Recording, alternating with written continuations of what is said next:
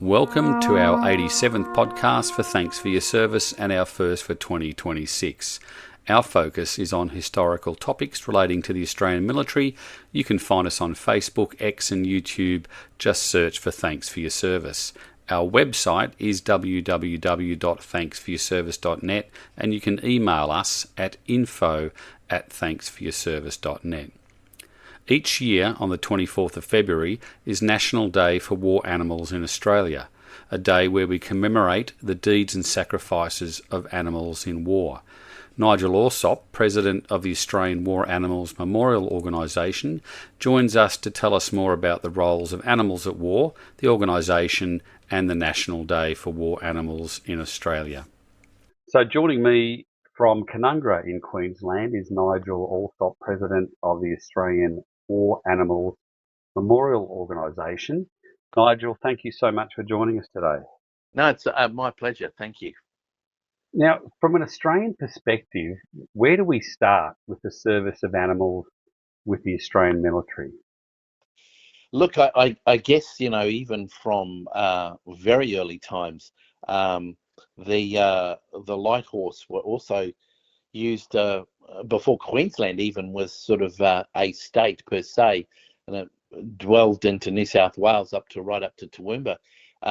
The light horse was actually utilised internally for things in those days, such as convict sort of rounding up and Indigenous displacements and things like that, sadly. But they were different times, and yeah, so they've been very much involved. In fact, one of the first officers in charge of the Queensland light horse ended up being Chevelle, of course, which is famous as a general for doing the charge of Bathsheba. Absolutely, yeah. Now, Simpson and his donkey is obviously a famous association at Gallipoli between man and animal. Yeah. What are some of the less known associations? Yeah, look, it's. Can I just mention something about Simpson and his donkey? I guess so, because I get a lot of people asking, why hasn't the guy got the VC or anything like that? And it's a very controversial sort of area. There's no doubt Simpson did some amazing work and rescued some people, but history has sort of misread or misrecorded some of the things. For example, there was a New Zealand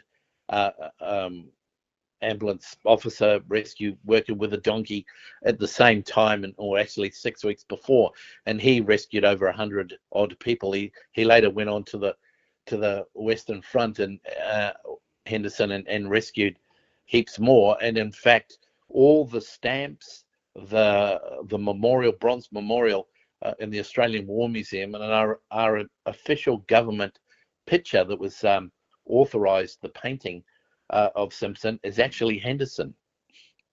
They only realised their mistake a few years back, but there's no doubt that mules in particular and donkeys were used in that same campaign.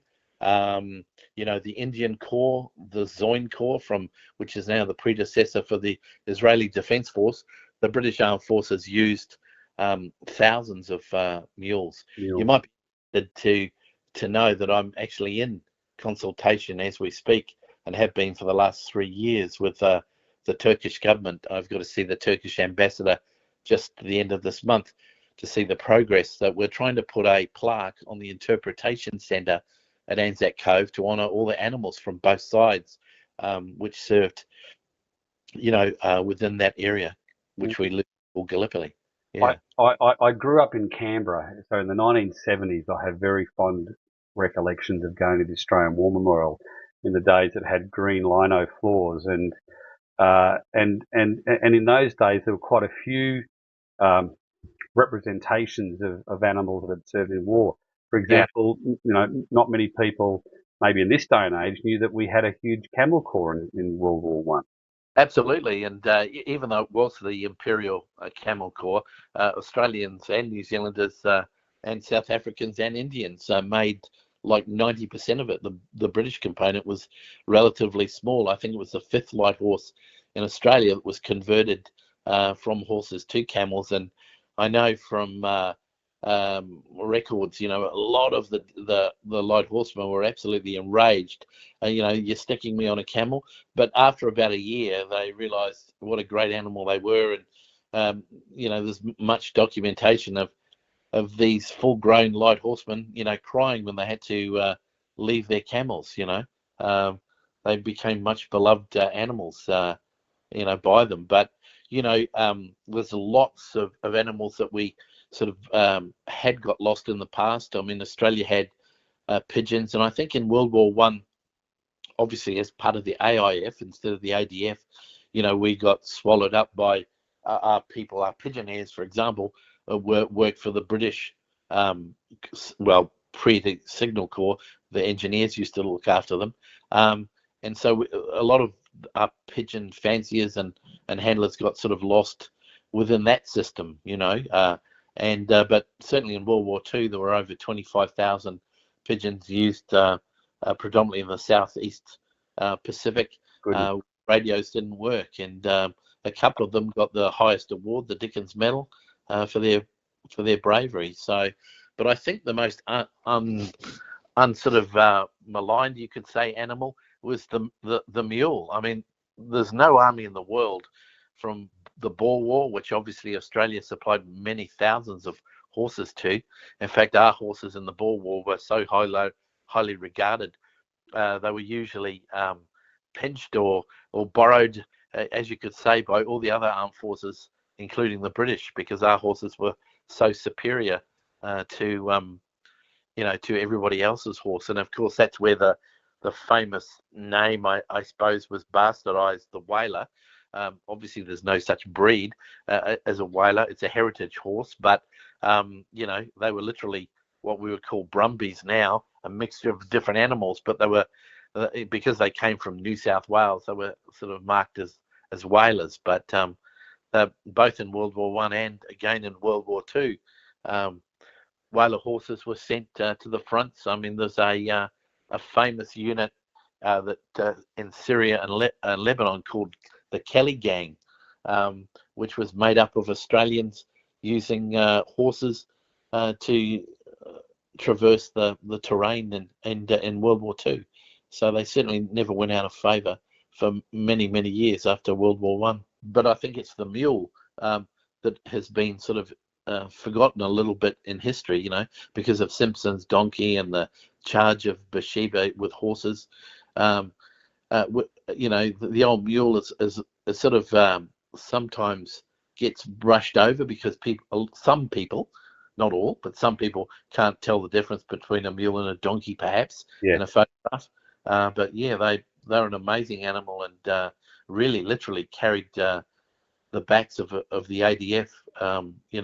Quite literally, taking everything from the front to toilet rolls to ammunition and returning with the wounded. And it's the same, perhaps our most famous, mounted charge, but most Australians can sort of put their head around, is the charge of Bathsheba, which consisted of roughly 800 horses. But again, the 3,000 to 4,000 mules, donkeys, and camels, and most importantly, heavy horses such as Clydesdales from Australia that used to tow all the artillery and the supply wagons.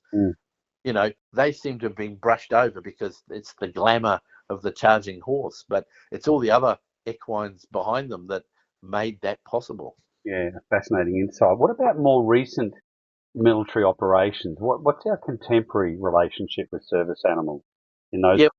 Yeah, military working dogs are by far, the most common. In fact, ironically, they're on the increase as opposed to the decrease, at the moment. And perhaps, with the secession of Afghanistan, their numbers will go back down again, because the problem with the armed forces, they've always treated animals as something like you put on a shelf, and then when you need it, you whip it off the shelf. But it doesn't work that way. Dog handlers need, years of training to perfect their skills, and dogs have a limited shelf life, of about 8 years. And it takes about a year to train them as an explosive detection dog. As you know, I was a military dog handler myself, and for 20 years, and then I spent 16 years as an explosive detection dog in the Queensland Police, Yeah. and so I do have an understanding of how long it takes to train these animals, and it's one of the things our charity has been trying to do is to actually get them recognised as not service people, but like service members. You know how you have an airman, a sailor, and a soldier. We're trying to get an animal, a military working dog, put in there as well, for the purposes of them perhaps being able to get a not so much a pension or a white card, but exactly that for the handler when the animals retire, because I even faced it myself.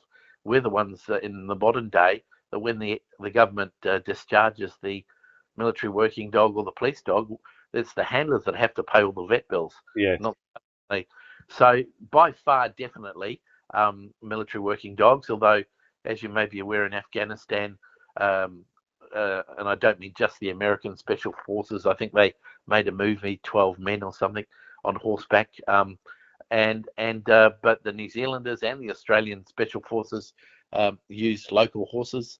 And animals have also been in recent conflicts used what I would call indirectly, like there were units, for example, that used to have goats of all things and donkeys that would go to villages and actually give them these animals so they could the local farmers could make revenue or work on them. So military animals, it depends on your, I guess, definition of what they are. Yeah. I mean, today probably the I won't say the most useful, but the perhaps emotionally most useful animal again is the PTSD dog or the assistance dog, which helps our veterans post conflict in literally post traumatic scenarios. How do we commemorate the service of these animals today? Well, every 24th of February, we have I would call it semi-official. It's been passed through federal parliament. My local politician Scott Borkolt actually pushed it through, and so it's recognised. Some call it Purple Poppy Day, but it's recognised by the RSL, the New Zealand RSA, the British Legion.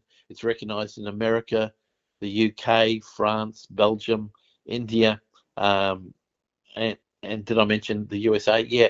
So it's a pretty worldwide organisation which was started by us, AWAM, Queensland, over 20 years ago, and it's a way to honour the deeds and sacrifices of animals. It is the date is only significant in the sense that it's not a day that any humans claim, because we use a purple poppy. What we didn't want to do, we didn't want to obviously diminish the red poppy and any association with our heroes, our two-legged diggers.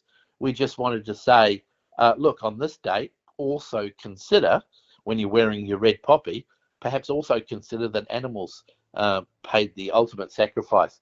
135,000 horses went, for example, in World War One from Australia. Only one, called Sandy, was ever returned. Yeah, Sandy the Warhorse, and I've done a podcast on Sandy. So now we're recording this podcast in early February, specifically because in a couple of weeks, 24th of February, War Animal Day is happening. But also your organisation. Tell us about the Australian War Animals Memorial Organisation, please. Yeah, look, it was started to do exactly what I was sort of just hinted at before, to honour the deeds and sacrifices or recognise the involvement of animals in conflicts. And I started off over 23 years ago just giving a plaque to our local RSL. It's expanded to the point that there's over 90, I think, RSLs throughout Australia that have one of our plaques, and it sort of moved from there because of that.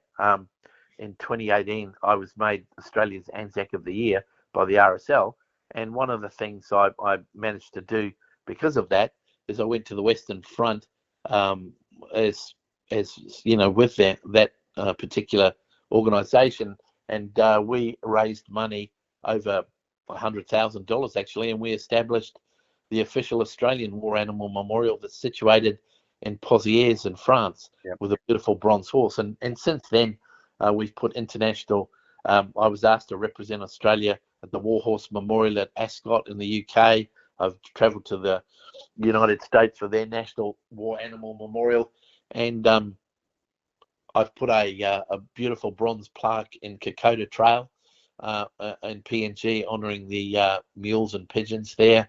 And I was privileged to, after 50 years, to be finally allowed. No one's ever been able to had permission to put a memorial in Ho Chi Minh City to honour the 11 tracker dogs that were never allowed to return to Australia.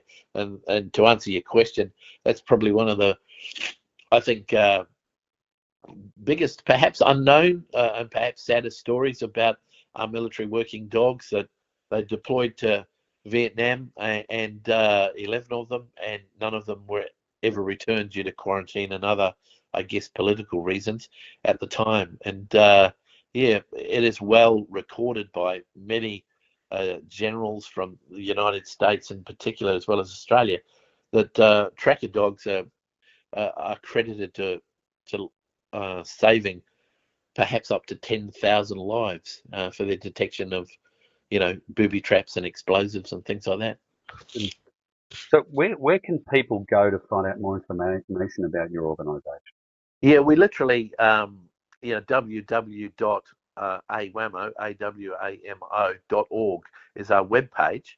We all have a Facebook page called the Australian War Animal Memorial Organisation, Inc., because we're a non-for-profit incorporated charity.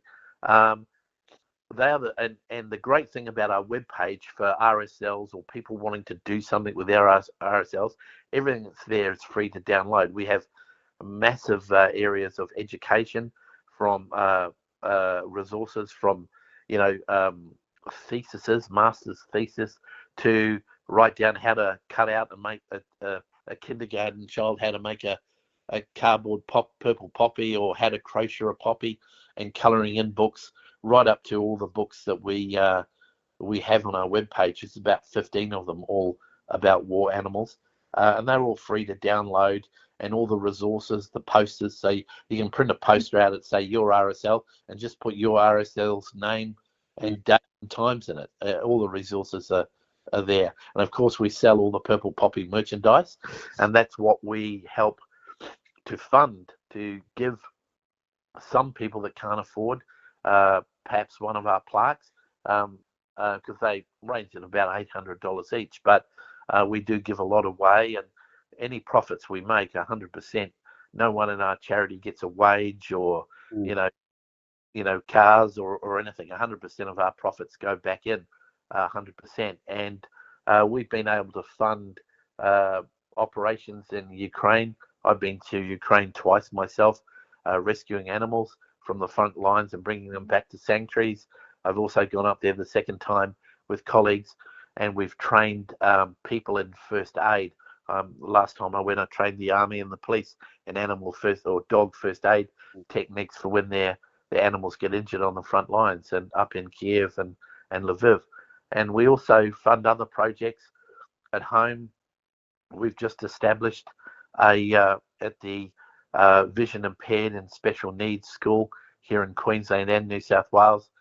We've funded scented gardens, so we have full scale fiberglass animals in the garden for the children, all planted with different purple flowering plants, where the vision impaired and special needs kids can go unaccompanied, find an animal with scent, read a bit about it on Braille, because we've also paid